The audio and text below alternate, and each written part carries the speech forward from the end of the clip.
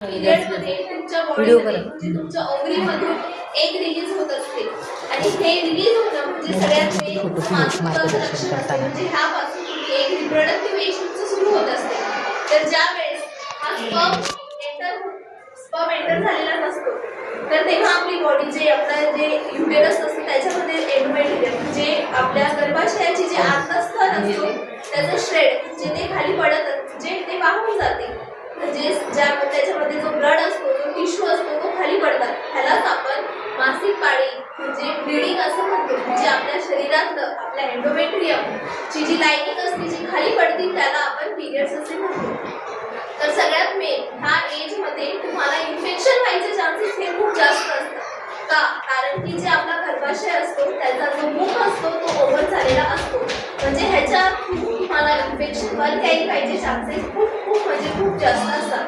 तर ह्यामध्ये तुम्ही मेन्स्ट्रुअल हायजीन मेंटेन करणं ही खूप महत्त्वाची गोष्ट असते. समजा जर मला एकदा कट झाला, माझा ब्लड जे खाली पडला तर 2 ते 3 मिनिटाच्या आत माझ्या फक्त बोटातून पडलेला ब्लड हा सुद्धा इन्फेक्शियस असतो. तर जे आपल्या पिरियड्समध्ये जो ब्लिडिंग होत असतो तो पण इन्फेक्शन होण्याचे चान्सेस तुम्हाला जास्त असतात. तर त्याच्यासाठी तुम्ही कॉटनचा कपडा किंवा पॅड किंवा एक एज नंतर 22-23 जेव्हा तुम्हाला व्यवस्थित यूज करता येईल मेन्स्ट्रुअल कप, पिरियड टॅम्पूज किंवा पिरियड पॅन्टीज असे खूप सारे ऑप्शन आजकाल आलेले आहेत. तर ह्याच्यामध्ये सगळ्यात जास्त वापरला जाणारा प्रकार म्हणजे पिरियड पॅड म्हणजे मेन्स्ट्रुअल पॅड जे असतात ते पॅड तुम्ही 4 ते 6 तासाला कंपल्सरी बदलले पाहिजे.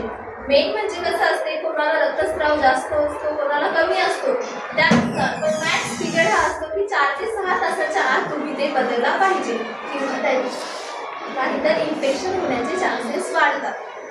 त्याच्यानंतर जे असतात ते पिरियड पॅन्टीज असतात जे तुम्ही डायरेक्टली यूज करून वॉश करून वापरू शकता. त्याच्यानंतर असतो की कपडा हे वापरणं काही चुकीचा प्रकार नाही आहे. तुम्ही कॉटनचे कपडा वगैरे वापरू शकता पण ते कपडा व्यवस्थित वॉश करणं त्याला व्यवस्थित ड्राय करणं ही खूप महत्त्वाची गोष्ट असते. काही जण कपडा वापरतात त्याला व्यवस्थित वॉश करत नाही ना ड्राय करून परत यूज करतात त्याच्यामध्ये परत इन्फेक्शन होण्याचे चान्सेस तुम्हाला वाढतात. त्याच्यानंतर म्हणजे पिरियड्समध्ये काय असते की बाबा आता मला पिरियड समज येणार आहे किंवा माझी वाढीची डेट आलेली आहे तर माझ्या बॉडीमध्ये फिजिकल चेंजेस व्हायला सुरुवात होते. म्हणजे माझी कंबर दुखणं, पाय दुखणं, पोट दुखणं, मला चिडचिड होणं, विनाकारण काही गोष्टींवर चिडचिड होणं, डायरेक्ट मूड स्विंग्स होणं म्हणजे अचानक डिप्रेशनमध्ये जाणं ह्या गोष्टी खूप नॉर्मल आहे जे आपल्या बॉडीमध्ये होत असतात. तर ह्याचं कारण आहे की आता आपली पिरियड्सची डेट आलेली आहे आणि हे खूप कॉमन आहे की सगळ्या मुलींमध्ये होत असते. तुम्हाला खूपच जास्त पेन होत असेल खूप जास्त म्हणजे मी सहन करू शकत नाही एवढा जर पेन होत असेल जर तुमचे पिरियड्स 15-15 दिवसाच्या गॅपनं येत असेल तर हे नॉर्मल नाही आहे. तुम्ही तुरंत डॉक्टरांशी भेटा तुमचे वेगवेगळे टेस्ट करून घ्या.